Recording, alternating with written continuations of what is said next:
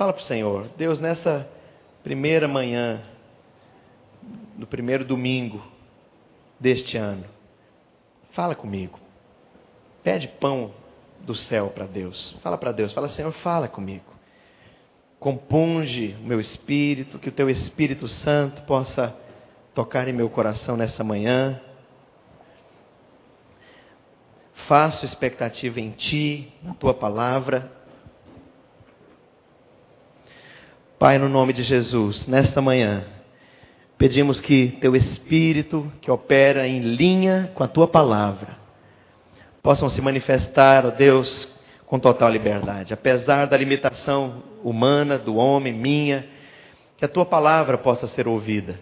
Meu Deus, que o Senhor possa me esconder e o Senhor possa pôr em evidência Jesus, pôr em evidência a Tua palavra, pôr em evidência, ó Deus, as verdades da Tua palavra. Eu oro no nome de Jesus, que o Teu povo seja fortalecido, seja edificado, seja desafiado e saia daqui nessa manhã motivado, inspirado, ó Deus, com uma nova paixão, com uma nova intensidade, com uma nova expectativa em Ti. No nome de Jesus, declaramos que esse é o ano do milagre de Deus em nossas vidas. É o ano do milagre de Deus em todos os quadrantes da nossa vida. Esperamos o Teu sobrenatural. E eu peço, Senhor, em nome de Jesus, opera, move, fala, toca nos nossos corações, para a glória do nome do Senhor. Você pode dizer amém? Amém. Muito bem, abra a sua Bíblia em Gênesis, capítulo 6.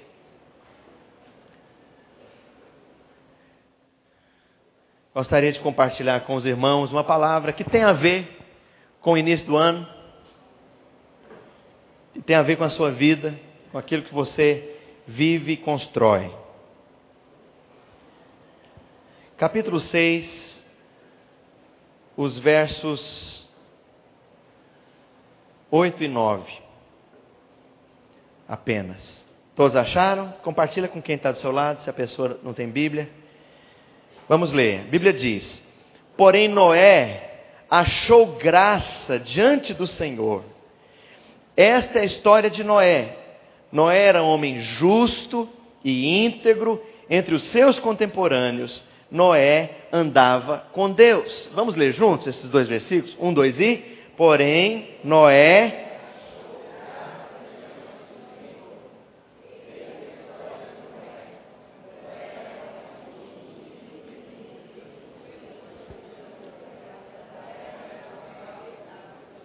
Então veja bem, a Bíblia aqui está fazendo um balanço do que foi a história da vida de uma pessoa, de um homem. E eu quero te contar algo. Você está construindo uma história. Você está construindo uma história. Como você vive, os seus relacionamentos, as pessoas que são queridas e amadas, importantes para você, como você lida com elas, como você lida com a vida. Você está construindo uma história. Para alguns aqui, talvez você esteja... nos 10 minutos do primeiro tempo do jogo, o grande jogo da sua vida. Talvez você esteja no intervalo para o segundo tempo. Talvez você esteja nos 15 minutos do segundo tempo. Sabe, não interessa. Você está construindo a sua história. Hoje ainda é cedo para avaliar que história que você construiu, porque você não terminou ela ainda. Você está investindo ainda. Você ainda está tecendo a sua história. Agora veja bem, como você viveu, vai ser visto lá na frente. Do mesmo modo que a Bíblia fala acerca de um homem aqui. E daqui a pouco nós vamos voltar. Mas sabe, gente, essa história que nós tecemos, a menos que seja uma história do andar com Deus, ela não vai longe.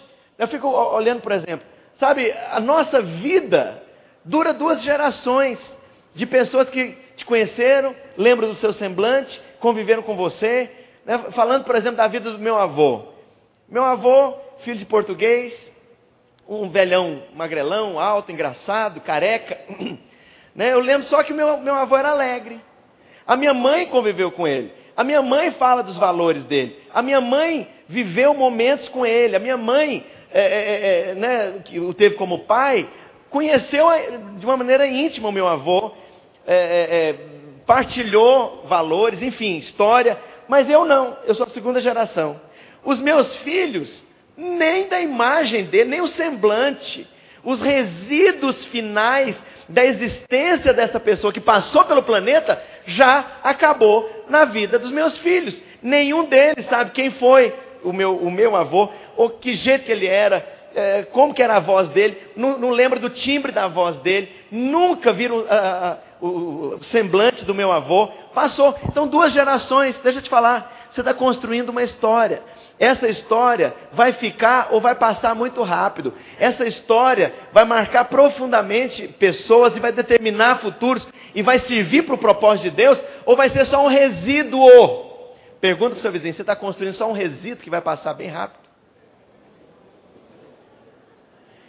Então veja bem, o que você está construindo na sua vida?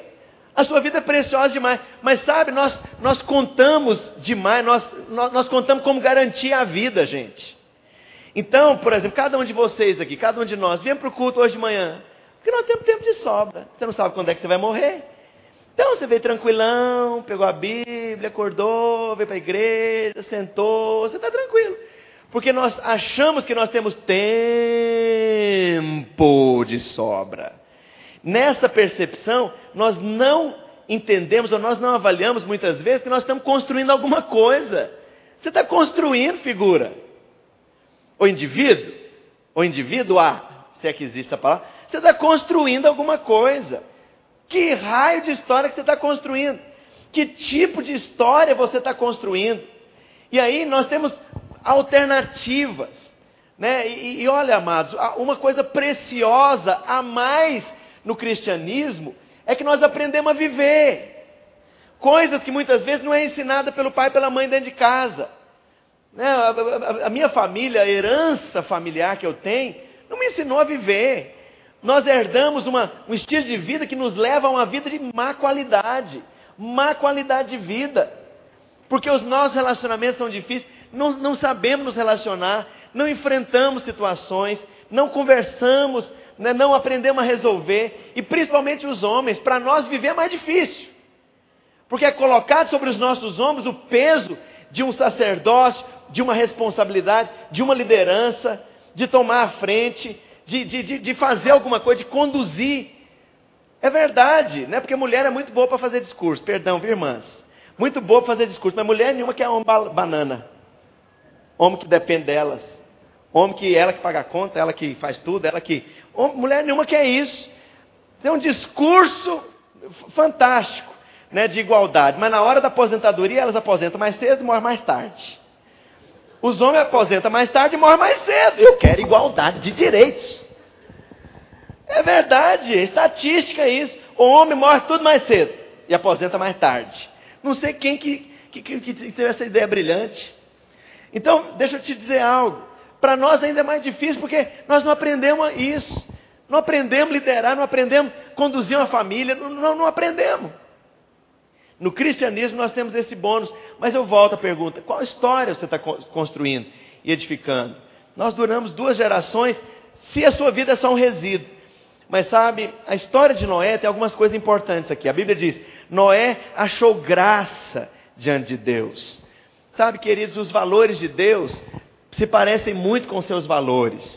Senão a gente não ia compreender Deus e nem Deus ia compreender a gente. Sabe, achar graça não é porque mereceu, não é porque Noé mereceu. A graça não é por mérito. Lembra que eu ministrei aqui sobre o amor de Deus?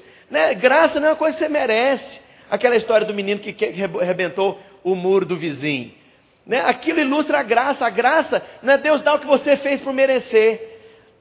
Graça é Deus dar aquilo que você não fez por merecer, que você recebeu de graça. Esse é o sentido da graça. Né? E Noé, a Bíblia diz que achou graça diante do Senhor. Por que ele achou graça? Porque ele merecia? Não, porque a atitude dele de ter expectativa em Deus, a atitude dele de precisar de Deus, a atitude dele de se esforçar para viver uma vida decente, para construir uma história de honra. Isso fez Deus olhar para Noé diferente. Epa, esse rapaz aqui é diferente. Sabe, eu quero dizer uma coisa. Você pode achar graça aos olhos de Deus para viver uma vida abençoada. Deus quer abençoar a sua vida, Deus quer abençoar a sua família, Deus quer abençoar o seu trabalho, Deus quer abençoar a sua saúde, Deus quer abençoar o seu casamento, Deus quer te dar uma vida de qualidade. Uma vida de qualidade não é necessariamente uma vida que tem muita grana. Uma vida de qualidade é uma vida abençoada por Deus. Uma vida de qualidade tem a ver com uma vida que achou graça aos olhos do Senhor. E achar graça é achar esse favor divino, é achar essa capacitação para você. Às vezes você tem os mesmos recursos que o seu vizinho, mas a casa dele é uma miséria, a casa dele é uma franquia do purgatório. E a sua não, você tem paz, você tem alegria, as coisas funcionam, tem convergência, tem gargalhada, tem planos, tem projeto comum, tem ternura, tem amor, tem perdão, tem paz, tem harmonia em casa. E é interessante então, a Bíblia diz que Noé achou graça diante do Senhor. E aí, no verso seguinte, a Bíblia explica isso. Essa é a história de Noé. Noé era homem justo, íntegro, entre os seus contemporâneos. Noé andava com Deus. Essa é a chave. Eu quero perguntar, servir a Deus é um projeto definitivo na sua vida ou é uma coisa transitória? Nós já pregamos sobre esse assunto. Mas eu quero avançar em outra direção nessa manhã. Então, Noé andava com Deus. Esse era o estilo de vida de Noé. Eu quero perguntar, o projeto seu para andar com Deus é uma coisa para pouco tempo? Ou é para a vida toda? Se é para a vida toda, isso vai mexer profundamente com a sua história que você está construindo. Talvez você construiu até agora uma história que não é muito feliz. Uma história que não tem muita honra. Ou uma história que não deu muito certo. Porque você não tinha todas as ferramentas. Porque talvez você não tinha achado graça aos olhos de Deus ainda. Porque talvez você não tinha determinadas ferramentas para construir. Sabe, a sua vida hoje tem um fundamento, ela tem um estilo de vida e ela tem uma prioridade. Essas três coisas são o fundamento que você constrói. Diga, um fundamento, um estilo de vida, uma prioridade. Sabe, se o seu fundamento não é o Senhor, você não tem valores, seus valores não são sólidos. Dependendo do que tem que fazer na firma, na empresa, você faz a maracutaia que for preciso. Você vai dar nó em goteira que você precisa. Porque não tem bússola, não tem o seu norte, não tem o fundamento. Eu quero perguntar, qual é o seu fundamento? Qual é o fundamento do casamento que você está construindo? Do relacionamento familiar que você está construindo? Da sua vida profissional? Qual é o seu fundamento? Esse tempo atrás, estava conversando com um casal, passando por uma crise muito grave, né? E eu falei para aquele marido, para aquele esposo, falei, olha, você não tem bússola, você não tem norte. Qual é o seu norte? É a sua vontade ou é a vontade de Deus? Eu pergunto, nessa situação que você está, e eu falei isso para aquele esposo, nessa situação que você está, você quer fazer a vontade de Deus ou a sua? Se você quer fazer a vontade de Deus, então esquece esse negócio de escrever uma história de honra. No dia que forem colocar a tampa do seu caixão, e alguém puder fazer uma retrospectiva da sua existência, do que de fato você construiu nesse planeta, quando Deus for fazer um balanço da sua vida inteira, repetindo, quando a tampa do caixão for colocada, qual é o valor? E eu falei para aquele rapaz, então naquele dia, qual é a sua bússola? Qual é o seu norte? É a sua vontade pessoal ou é a vontade de Deus? Se é a vontade de Deus, então você tem um norte. Eu vou deixar a minha vontade e vou fazer a vontade de Deus. Eu vou deixar os meus valores e vou pegar os valores de Deus. Eu vou deixar o que me agrada e vou agradar a Deus. Porque ninguém pode ter tudo. Você está me ouvindo? Ninguém tem tudo. A bênção, a graça, a vontade de Deus, a harmonia, o fluir da presença do Senhor. E mais ainda tudo aquilo que são coisas erradas, negativas, humanas. E naquele contexto havia uma história que tinha a ver com uma terceira pessoa no casamento deles. E a situação era muito complicada. E eu falei então para aquele rapaz, olha, para aquele homem, já casado há muitos anos, e eu falei para ele, olha, você não pode ter tudo. Ou você tem a sua bússola, o seu norte, na direção da vontade de Deus, e vai ter o respeito dos seus filhos, vai ter o amor da sua esposa, vai ter a bênção de Deus, vai ter a graça de Deus, ou você sai para viver uma outra vida, assumindo uma vida adúltera, você vai ter um prazer mais fácil, você vai ter uma série de coisas, você está se livrando aí da pressão de estar debaixo do mesmo teto que a sua família, de estar pagando as contas, de estar vivendo o desgaste aí de anos e anos de casamento, mas você vai perder o outro lado todo, você vai perder a honra, você vai perder o respeito dos seus filhos, você vai perder o referencial, você vai perder a bênção de Deus, você vai perder a graça, você vai perder a paz, para viver um prazer transitório, você vai ser muito infeliz, tendo algumas coisas que a sua carne cobiça e deseja. Mas você vai perder a outra. Sabe? Ninguém tem tudo que quer. Tudo. Né? Com honra e com desonra. Tudo junto você não tem. Você tem que fazer uma escolha. Essa escolha é baseada na bússola. No seu norte. No seu fundamento. Eu quero perguntar aqui para você, querido. Qual é o seu fundamento? Isso vai fazer toda a diferença na história da vida que você está construindo. Você tem que ter esse fundamento. Sem esse fundamento, a sua vida é instável. O que você está construindo é instável. Tudo é descartável. Eu pergunto, você está construindo uma vida descartável? Você está construindo um casamento descartável? Você está construindo um estilo de vida descartável? Uma vida profissional descartável? A sua vida é descartável? Pergunta para o seu vizinho, você é descartável? Tudo que você está construindo é descartável? Se nós não queremos ter uma vida descartável, flutuante ao sabor aí das pressões da vida, o nosso fundamento, o nosso alicerce, as nossas estacas, as vigas baldrame tem que estar em cima do Senhor. Quantos querem ter de fato o Senhor como fundamento da sua vida? Então veja bem, nessa sua construção você tem primeiro um fundamento. Segunda coisa, por causa do fundamento, por causa de Jesus, por causa dos padrões da palavra, por causa do alicerce, da sua bússola, você vai estabelecer um estilo de vida, o ritmo da sua família, como que as coisas funcionam, se filho fala qualquer coisa para o pai, se o filho pode respeitar a mãe, se você, pai e mãe, se desrespeitam na frente dos filhos, como é que são as coisas? O que é que vem em primeiro lugar? É Jesus ou é o mundo? Porque isso me preocupa. Sabe, irmãos, às vezes tem pais que têm problemas com o filho adolescente, onde o pai e a mãe são crentes. Aí você vai ver o estilo de vida que eles estabeleceram, não é um estilo de vida que é baseado no fundamento. Não traz o filho para a igreja. Não criou o menino dentro da casa de Deus.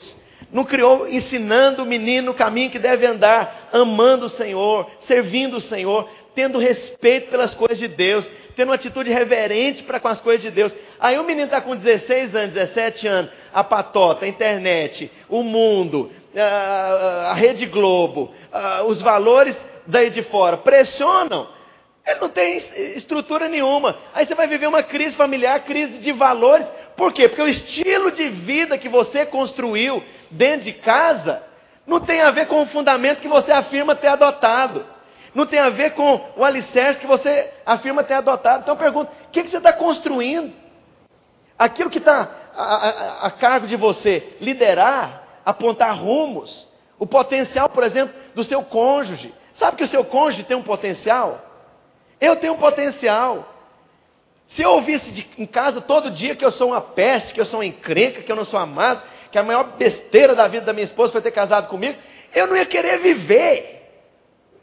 Eu tenho um potencial, esse meu potencial de coisas que eu posso fazer, de coisas que eu posso edificar, de valores, de inteligência, de criatividade, de unções, de dons. Se eu não tivesse uma esposa que encoraja, que reafirma, que investe em mim, esse potencial ia murchar. O mesmo vale para o outro lado.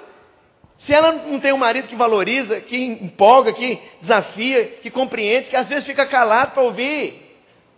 E às vezes tem disso, mulher, você tem que deixar falar.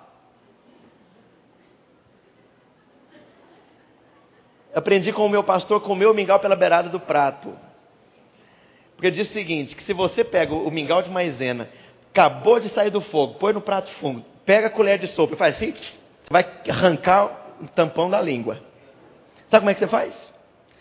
Joga para a beirada do prato e vai comendo. Na beirada do prato. Quando você viu, você resolveu a situação sem queimar a boca. Deixa eu contar um segredo só para os homens. As irmãs tampam os ouvidos. Aprenda a comer o mingau pela beirada do prato. Caso contrário, você vai queimar a boca. Muito bem, as irmãs agora podem estampar o ouvido. Então veja bem, você tem um estilo de vida que você está praticando. Esse estilo de vida determina o que você está construindo. E, finalmente, você escolheu prioridades. Qual que é a prioridade? Essas três coisas juntas determinam o que você está construindo. Quando você não tem prioridade nenhuma, a sua vida financeira vai virar um caos. Porque tudo que vê, compra. Quando ganhou um saláriozinho a mais, quando teve um aumentozinho a mais, ele já cai na falsa consciência de poder de compra, que destrói aquilo ali, devora, enfim. Ao invés dele avançar, ele vai retroceder. Qual que é a sua prioridade? Sabe, muitas vezes eu vi, né, que eu fui natural com os meus filhos, cobrando questão de escola, cobrando questão de nota, de presença na aula, e às vezes esquecendo um pouco de outras coisas, né, espirituais. Sabe, se você cobra determinados valores, estabelece isso como prioridade, você vai colher uma consequência. Você hoje está vivendo certas prioridades. E isso tem a ver com o que está construindo, com o que você está edificando como história da sua vida. Quais são as suas prioridades? O que vem em primeiro lugar? Qualquer coisa serve para o menino matar culto. Não, porque hoje vai ter um aniversário no McDonald's. Aí não vem no culto. Na semana que vem, porque tem um show de não sei quem lá do Paralamas Gospel. Aí vai o Paralamas Gospel. E, sabe, quero perguntar, qual é a prioridade sua nos quadrantes que tem a ver com a sua vida? E eu eu vou mencionar 5 áreas na sua vida. Antes, porém, dentro da mesma linha que nós estamos falando aqui, é preciso você entender que você é movido por interesse. Deus sabe disso. Todo mundo é movido por algum interesse. Por que você casou? Por que você está no emprego que está? No trabalho que está? Por que você adotou a profissão que adotou? Por que você está aqui nessa manhã? Por que você serve a Deus? Tem um interesse por trás. Esse interesse, ele é escuso, errado, negativo, quando ele é egoísta. Quando ele atropela os outros em favor dos seus desejos, dos seus prazeres, da sua cobiça. Mas todo mundo é movido por interesse. Jesus era movido por um santo interesse. Sabe, qual que é o interesse aqui que devia ser então um interesse positivo, correto, nobre? Fazer a vontade de Deus. E a Bíblia diz que a vontade de Deus é boa. É boa. Não é fajuta, chinfrim, ruim. A Bíblia diz que a vontade de Deus é agradável, diga-se de passagem, gostosa, prazerosa, boa, dá um bom resultado. O final dela não é aquele gosto ruim, negativo, de frustração, de tristeza e de deprê. A Bíblia diz que a vontade de Deus é boa, agradável e perfeita. Se você quer viver uma vida, construir uma história, e o dia que colocar a tampa no seu caixão, você poder olhar para trás, ou as pessoas vão dizer a seu respeito, essa pessoa viveu bem, essa pessoa construiu coisas nobres, essa pessoa viveu, triunfou.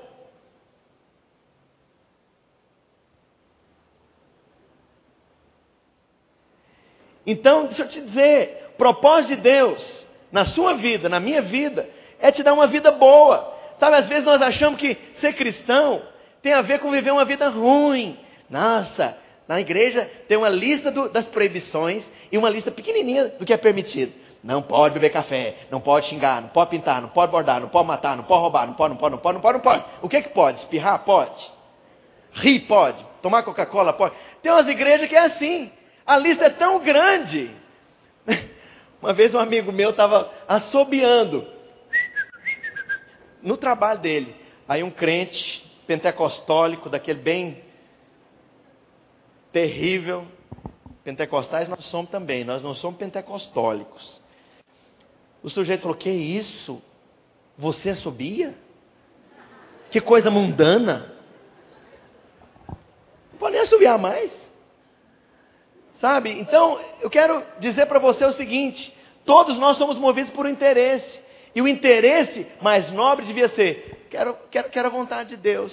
Senhor, eu entendo que a tua vontade é o melhor para mim, para o meu casamento, para a minha vida, para o meu relacionamento com os meus filhos, para a minha vida profissional. Eu entendo que tu tens o melhor.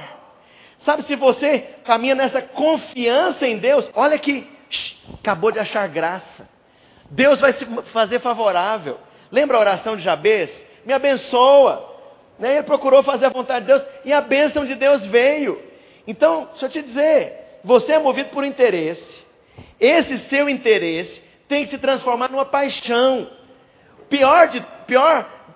Uma das piores coisas na vida é ver alguém que tem um desejo, tem um interesse. Quando eu estou falando aqui, agora eu estou falando de algo bom, correto, positivo, nobre. Mas ele não tem paixão. É como um carro que não tem força para sair do lugar. Ele tem tudo para ser uma Mercedes que anda a 250 por hora. Mas não passa de uma promessa. Por que não passa de uma promessa? Porque não tem paixão. Porque ele não põe foco. Porque ele não tem intensidade. Então deixa eu te falar. Se você não tiver intensidade para a sua família vai ser uma coisa aguada.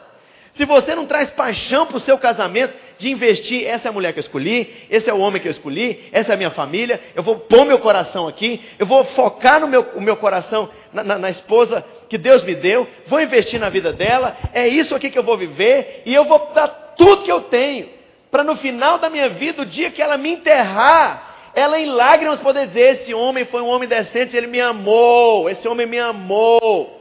Esse homem foi o meu companheiro, esse homem foi o meu amigo, esse homem investiu na minha vida. Ou o contrário, estou falando porque normalmente é homem que morre mais cedo. Isso é estatística, isso é IBGE.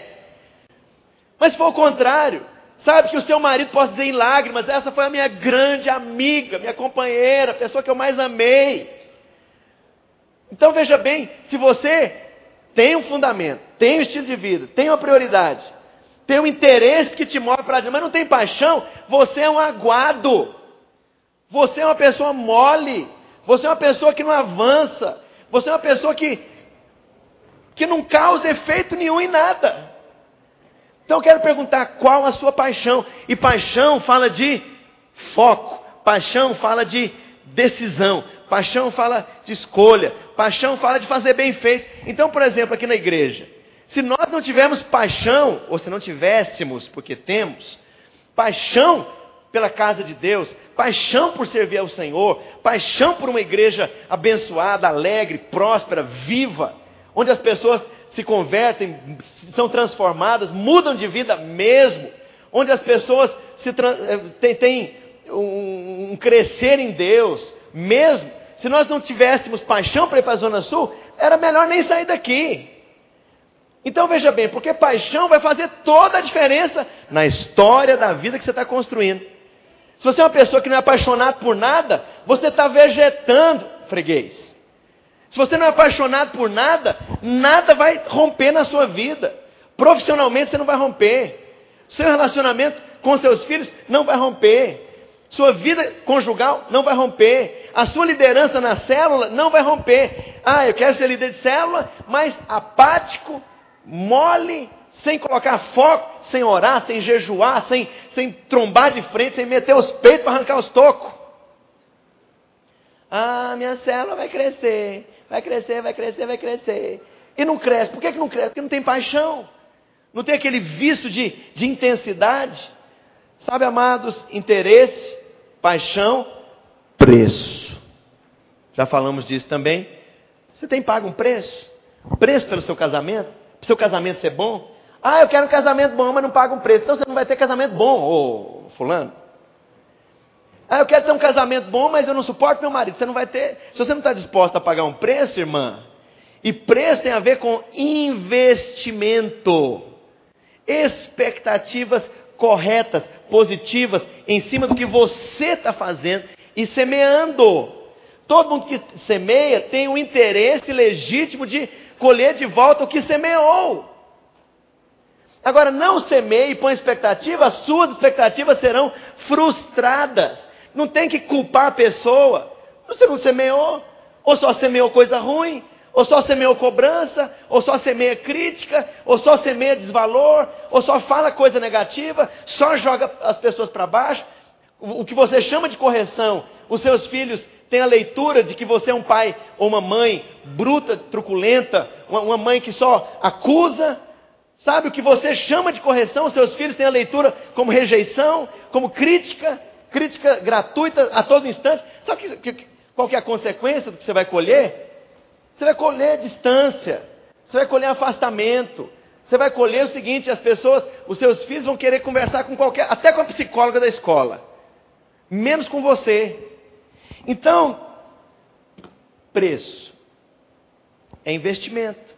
Investimento de palavras, investimento de trabalho, investimento de perseverança, que é o próximo ponto. Interesse, paixão, preço, perseverança na história que você está construindo. Por quê? A história que você está construindo dura uma vida inteira. Diga: a história que eu estou construindo da minha única vida dura a minha vida inteira. Então não adianta você nadar e morrer antes de chegar na praia.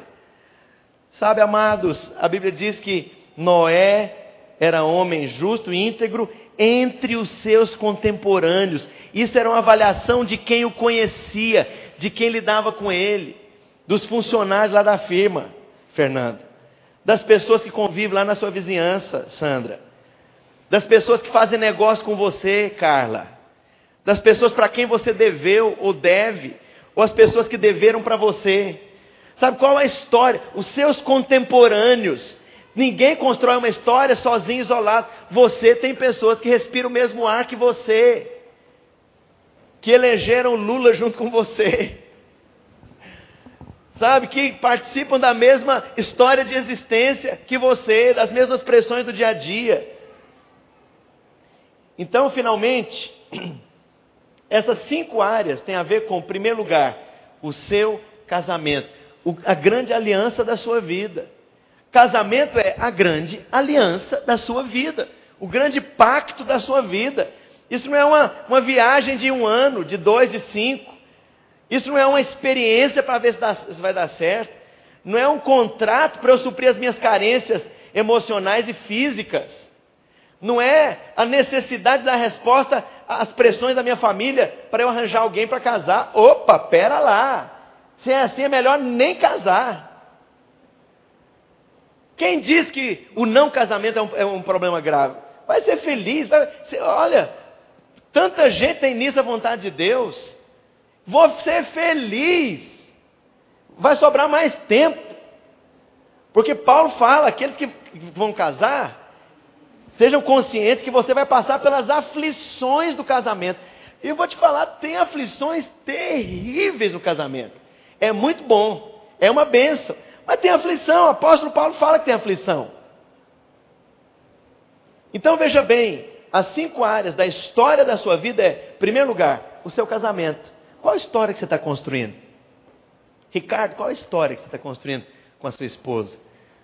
Qual é a história? É a história de respeito? É a história de investimento? É a história de um fundamento que nós elegemos em comum, que é o Senhor, uma bússola, que é o nosso norte. Nós somos radicais nisso. Não somos flácidos, gelatinosos no fundamento que nós escolhemos. Para o nosso casamento, o estilo de vida do nosso casamento é um estilo de vida que vai fazer o nosso casamento murchar ou crescer. Se vocês não conversam, se vocês não resolvem as coisas, se vocês não têm tempo junto, se vocês nem se encontram, se vocês não têm a disposição de praticar a respeito, se o fundamento não é para valer, esse casamento não vai longe. Ou então vai ficar uma coisa proforme. O seu casamento precisa de um fundamento, precisa de um estilo de vida e precisa de uma prioridade. Diga, o meu casamento precisa de um fundamento, de um estilo de vida e de uma prioridade. Sabe qual que é o problema da maior parte dos casamentos que eu conheço e que a gente aconselha? Não tem fundamento. Segundo problema, não tem um estilo de vida saudável que vai fazer esse casamento crescer. É negativo, é ruim. O que eles chamam de casamento é cada um por si, Deus para todos. Não tem partilha, não tem sonhos juntos, não tem um projeto em comum. E pior, não tem nem prioridade. Qual que é a prioridade do seu casamento? Por que você casou? Eu casei porque eu queria casar, porque eu gostava dela. E por que você casou com ele? Eu casei porque eu gostava dele, porque todo mundo casa, então eu também caso. Qual que é a sua prioridade? Você quer construir o que na sua vida? Sabe, antes de resolver me relacionar com a Valneide, antes de me abrir para um relacionamento que desembocasse em casamento, eu era muito claro nisso. Eu quero construir um lugar para a presença de Deus. Eu quero que a minha casa seja como o tanque de Siloé, onde a bênção de Deus flui para outras pessoas. Não estou me casando para resolver os meus problemas, as minhas necessidades, as minhas carências. Isso foi uma coisa clara para mim, para Deus e para minha esposa. Qual a sua prioridade? Você está indo para onde? Esse andor que você está carregando na cacunda, nas costas, está indo para onde? Aqueles que são casados, para onde você está indo? O que você está fazendo com esse andor que você está carregando aí? Para que banda o santo vai? Nós estamos aqui, pagando a conta, trabalhando, fazendo isso aqui para trabalhar, fazendo isso aqui para pagar as contas. E no final, o que você faz? Aí eu paguei as contas. E aí, eu já fiz muito isso. E eu estou cansado de fazer isso. E aí, o que eu fiz? Fiz mais conta, para continuar vivendo, para fazer mais conta, para depois continuar pagando as contas. Pelo amor de Deus. Isso é medíocre. Sabe, muitas vezes as pessoas confundem vida profissional, achando que a vida profissional e o privilégio de algumas vantagens financeiras que a vida profissional vai dar, que isso é tudo, querido, isso não é nada. E o pior, o gosto que fica depois de você ter feito isso 5, 10, 20 anos. Você pode ser um workaholic, uma pessoa viciada em trabalho. Daí lá no final, você vai olhar a sua vida é uma miséria. Desculpa, uma desgraça completa. Porque não tem felicidade, como eu falei aqui quando a gente ministrava sobre prosperidade. Compra um colchão de $7.000. Treme de lá, treme de cima, sacode, faz até assim. Mas não consegue dormir. O que adianta comprar um colchão de $7.000? Você não tem sono. Você tem insônia. Você tem pavor noturno. Você tem taquicardia. Você tem uma ansiedade que você não sabe lidar com a ansiedade porque você não tem um fundamento. Quem não tem o fundamento vive com a ansiedade debaixo do braço. Onde vai, carrega a ansiedade.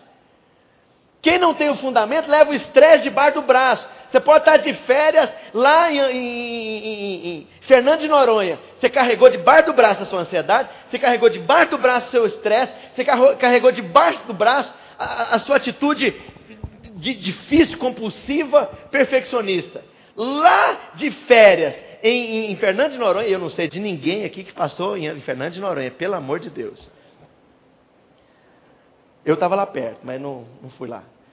Então, você levou para o Fernando de Noronha, porque não tem um fundamento. Outro dia eu estava, avaliando essa questão. Sabe, querido, qualidade de vida é você ter o fundamento, é ter palavra.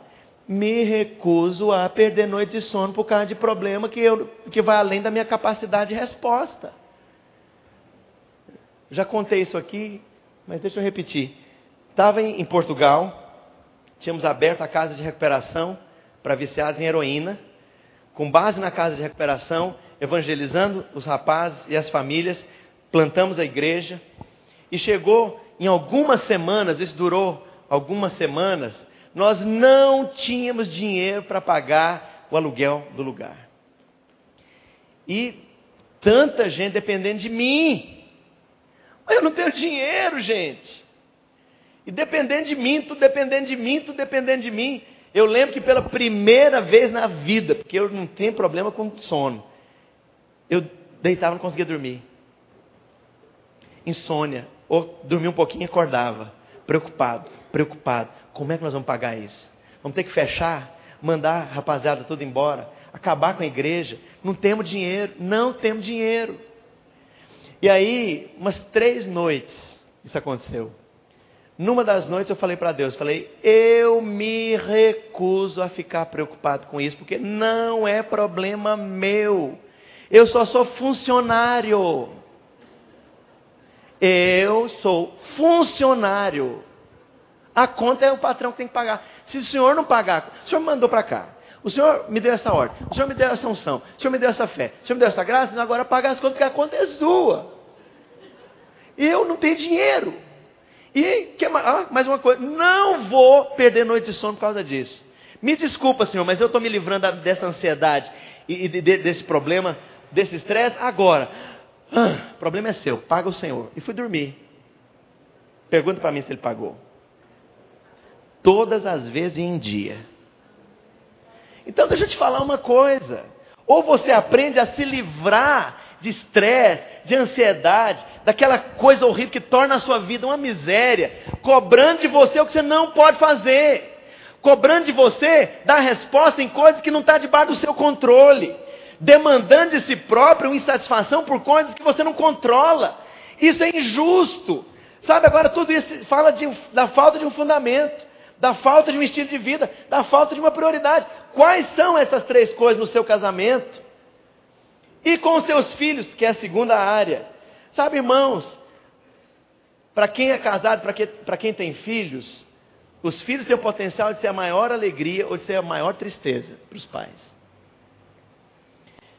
Os seus filhos, o seu relacionamento com eles precisa do fundamento também. Qual é o fundamento que você tem com seus filhos? Ou na igreja é uma coisa e em casa é outra completamente diferente.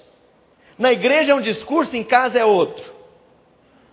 Na igreja tem um padrão e em casa tem outro padrão. Sabe, isso aí é uma fábrica de esquizofrênicos. Uma hora pode, depois é proibido. Uma hora bate nas costas, agora chuta a canela. Opa, pode ou não pode?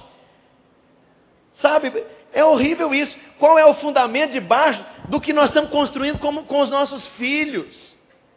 Qual é o estilo de vida que você está estabelecendo dentro de casa? Porque criança vai seguir o seu estilo de vida. Irmãos, valores que eu falo, às vezes eu fico ouvindo os papos dos meus filhos com os meninos da igreja, com os coleguinhas deles. Sabe, eu ouço da boca deles, no timbre de voz deles, coisas que eu falei, coisas que eu disse, coisas que eu fiz. Você está me ouvindo? Então veja bem, qual é o estilo de vida que você implementa na sua família? Qual é a rotina? Né? Então, assim, coisas simples. Deixa eu te contar uma coisa. Na minha casa, apesar do meu pai ter vindo de uma família que tinha muito dinheiro, talvez por causa disso, ou talvez por causa da falta de significado disso, ele não achava importante comer à mesa, se assentar à mesa, né, aquele momento da família, orarmos juntos, nos vermos, rirmos comendo. Então, isso nunca foi importante para o meu pai. E eu sempre senti, eu como filho, ok? Eu que estou do lado de cá, recebendo o estilo que o meu pai implementou na minha família. Eu sempre achava isso ruim, porque me dava uma sensação de desagregação total. Um chega e come na hora que quer, o outro chega e come, já não tem mais o que comer, o outro chega e, sabe, nunca comemos à mesa. Nunca comemos à mesa. Eu não sei se isso era uma experiência negativa para o meu pai, porque ele dizia que meu avô era muito duro, muito bruto, muito rígido. Isso é o outro extremo. Ele foi para o outro extremo, não ter nada. Na minha casa não é assim não. Na minha casa eu tenho lugar à mesa para sentar. Lá quem senta sou eu. Vira uma disputa o dia que eu não estou para sentar no meu lugar. Eles falam, pastor, isso tem importância? Uma importância pequena, mas eu estou dizendo para os meus filhos, essa casa aqui tem líder, essa casa aqui tem um pai. Oi, o pai está aqui. Sabe? Essa casa aqui tem honra. Então eu sentar à mesa e não você, significa o seguinte, que quem é autoridade está presente. Mas não é autoridade para massacrar, não é autoridade para criticar, não é autoridade para tirar a liberdade. Não, é uma questão de princípios, é uma questão de estilo de vida. Sabe o que acontece? Quando eu não estou, eles oram por mim. À mesa. Eu nem estou lá. A figura emblemática nem está lá. Eles oram por mim. Ora para Deus abençoar a viagem do pai. Ora para Deus abençoar onde o pai está. Por quê? Eu imagino que sentem a minha falta. Eu imagino que essa presença não é uma presença que sufoca. Então eu quero perguntar, no segundo quadrante da história da vida que você está construindo. Além de construir uma história no seu casamento, que vai ser terminado o dia que colocarem a tampa lá naquele caixote.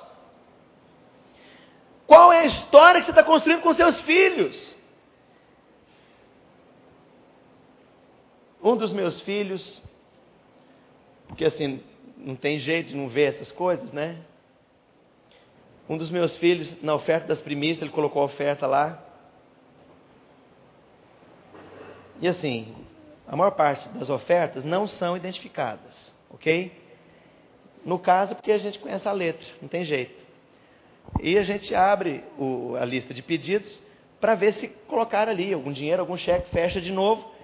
né? Está tudo guardado para a memória diante de Deus. Os seus pedidos, os seus alvos de oração na passagem de ano. Se você não fez isso, faça, traga, porque nós vamos colocar isso para a memória diante do Senhor. Está lá. Todos os nossos alvos de oração para o ano de 2006. Irmãos, um dos alvos do meu filho, eu desejo ser o melhor amigo do meu pai. Foi tão bom ver isso. Foi tão bom ver isso.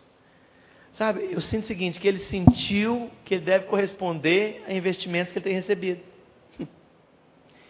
Isso é tremendo. Então eu quero perguntar, qual é o fundamento debaixo da história dos seus filhos? Sabe o que você vai deixar? Os seus filhos. Os seus netos já nem vão te conhecer direito. Bisneto nem vai lembrar mais, nem sabe quem você era. Daqui 2 gerações você desapareceu do planeta. A menos que você tenha explodido, levar 30, a menos que você tenha sido um político muito maluco, muito safado, muito picareta, ou alguém que fez história, alguém que escreveu e não sei, recebeu o prêmio Nobel. Caso isso não aconteça, em 2 gerações a sua memória está apagada do planeta. Você sabe me falar 3 deputados federal na época do presidente Café Filho? Você sabe me dizer quem foi o presidente do Supremo Tribunal Federal no governo do Marechal Deodoro da Fonseca? Não sabe? Nem esse povo você lembra. Você sabe me falar quem que é o secretário de Educação do governo Covas? E você, e eu? Que não é supremo, é presidente supremo coisa nenhuma, nem deputado não sei de quem. Sabe, 2 gerações para você desaparecer. Quem vai ficar? O impacto causado na vida dos seus filhos.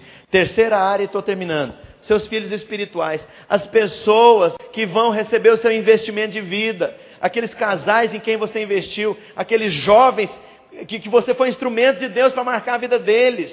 Aquelas irmãs, aqueles irmãos, aqueles homens de Deus, aquelas mulheres de Deus.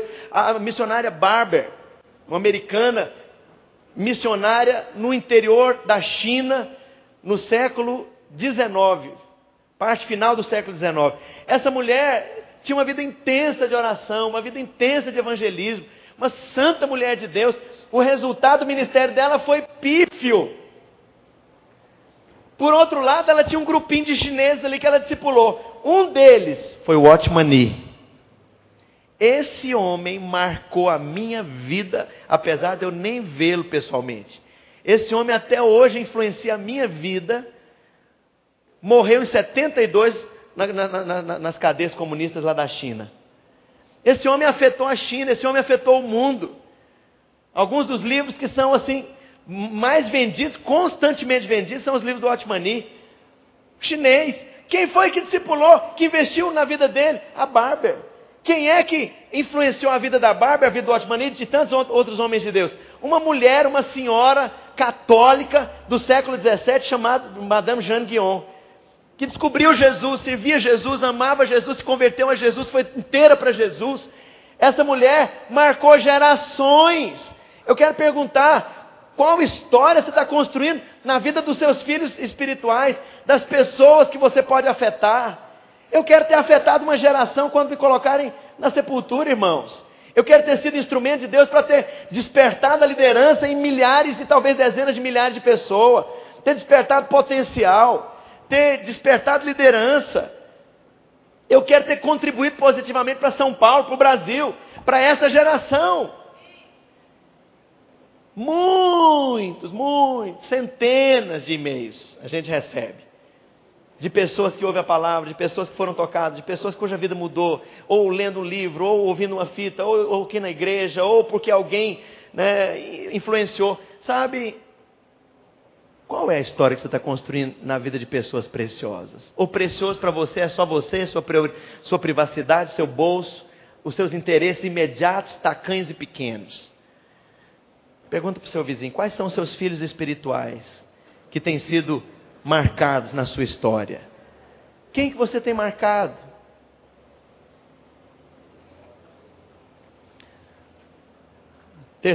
A quarta área, sua vida profissional.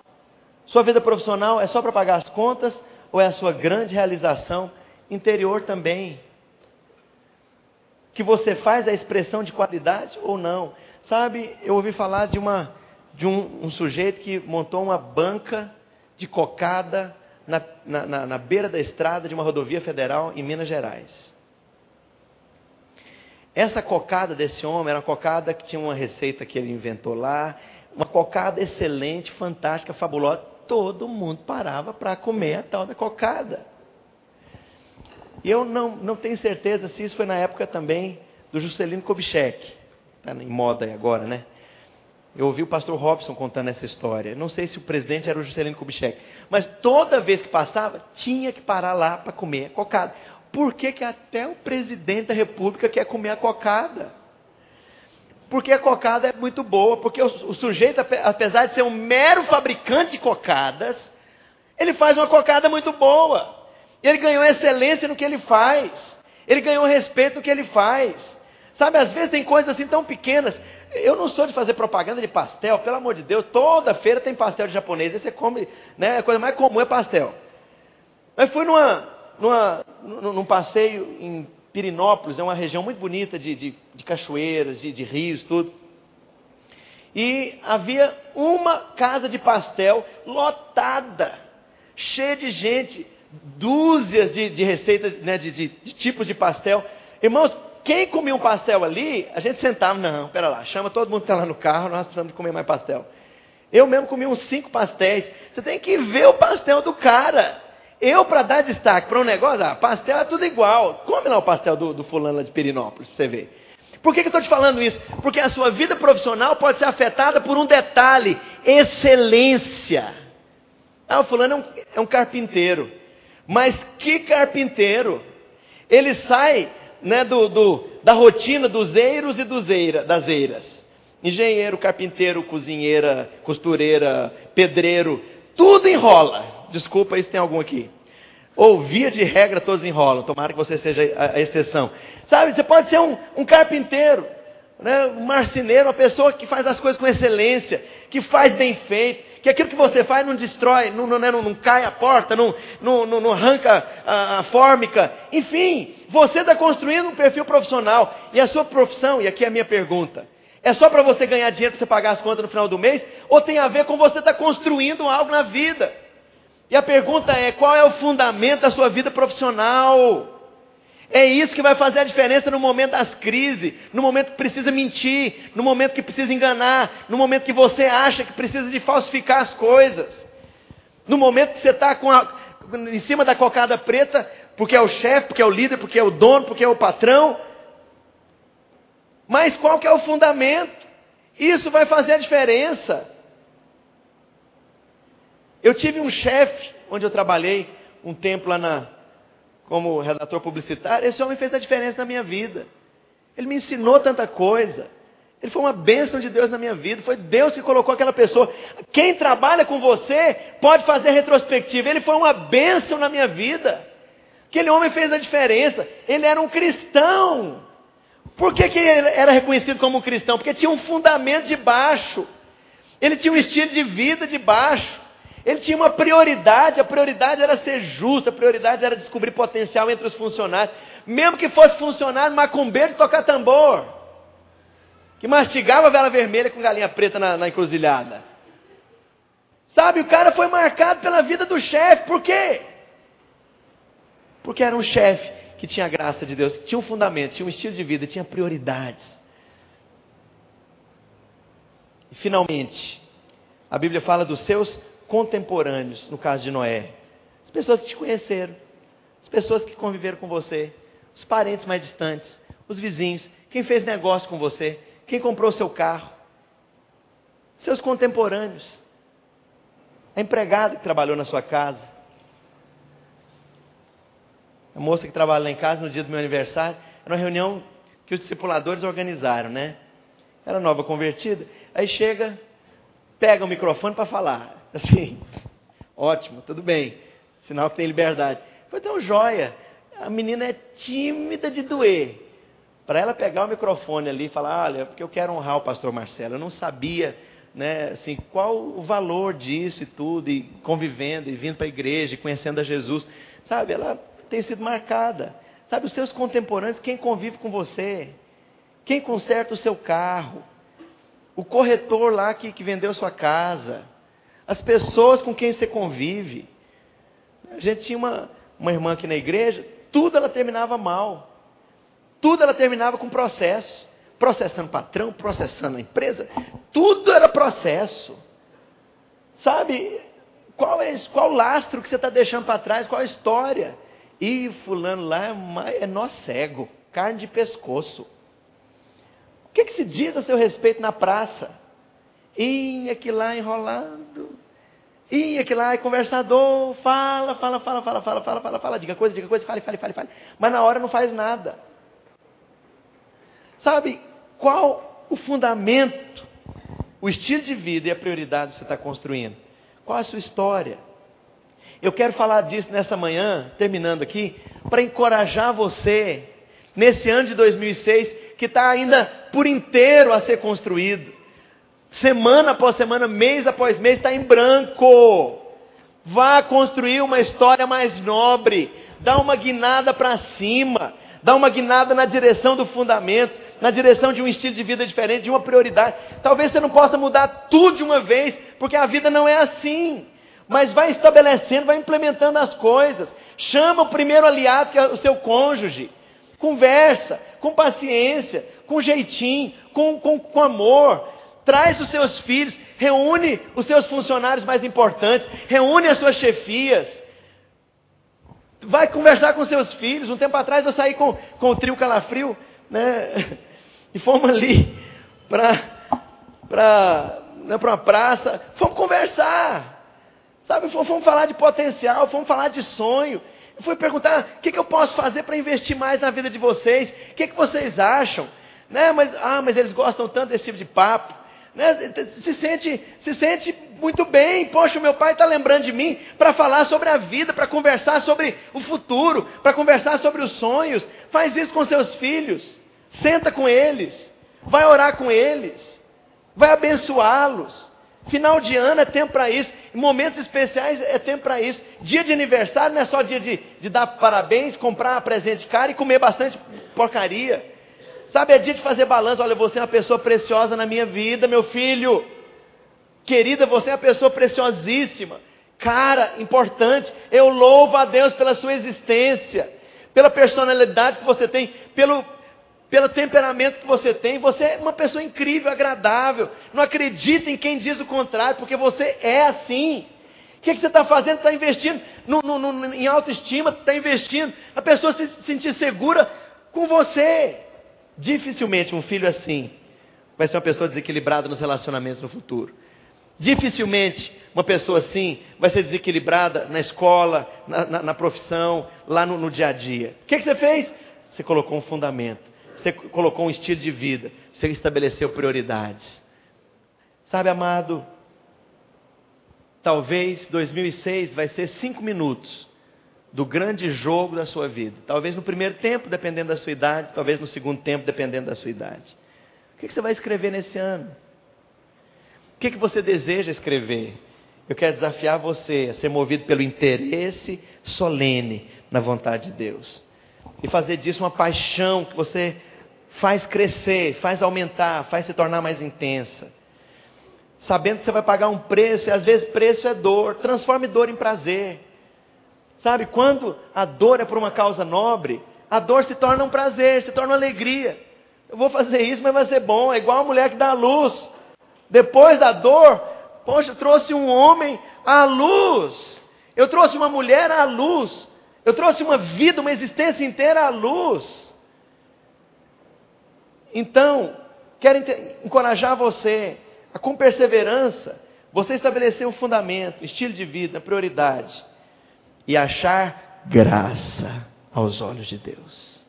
Fala para o seu vizinho: você achará graça aos olhos de Deus se dispuser a construir uma história na vontade de Deus. Você vai experimentar uma vida boa, agradável e perfeita. perfeita na vontade de Deus, perfeita, talvez não em todos os detalhes, mas perfeita no que é principal. Sabe, eu gostaria que, se você quer construir uma história diferente, uma história que vale a pena, eu gostaria que você ficasse de pé e falasse isso para o Senhor nessa manhã.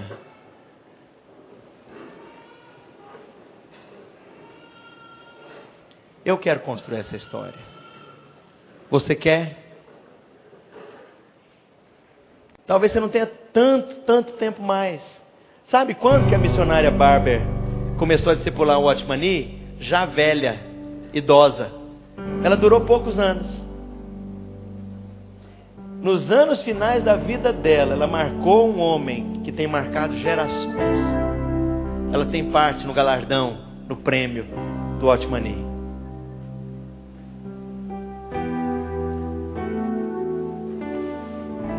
Professora de português que me ganhou para Jesus e ora por mim constantemente.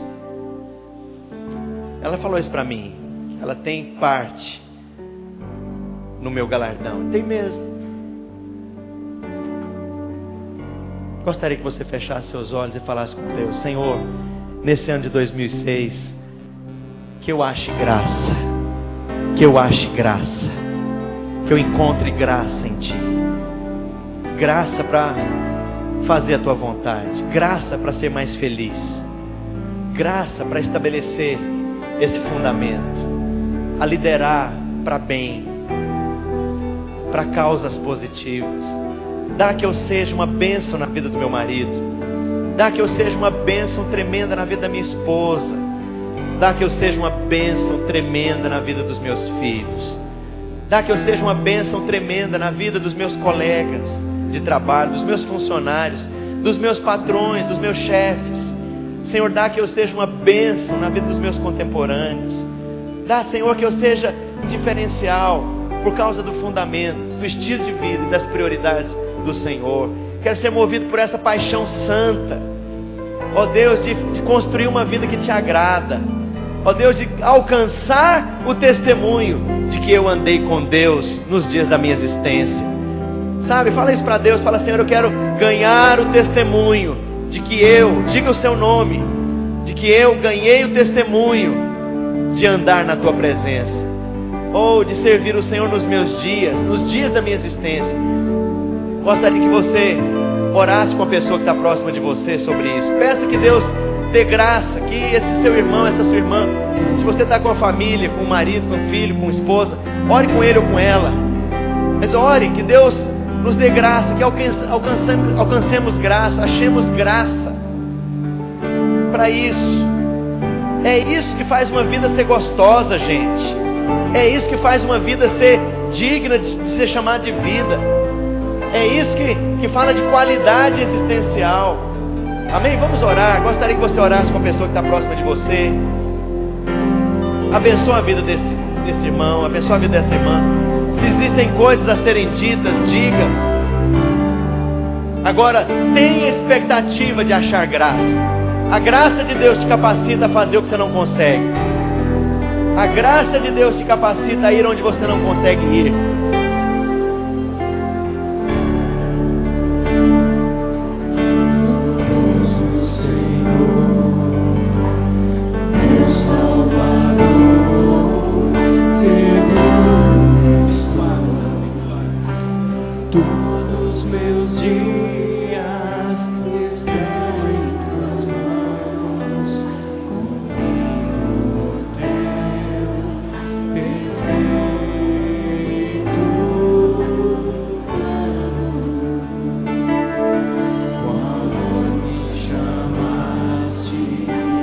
Aos teus caminhos guiando.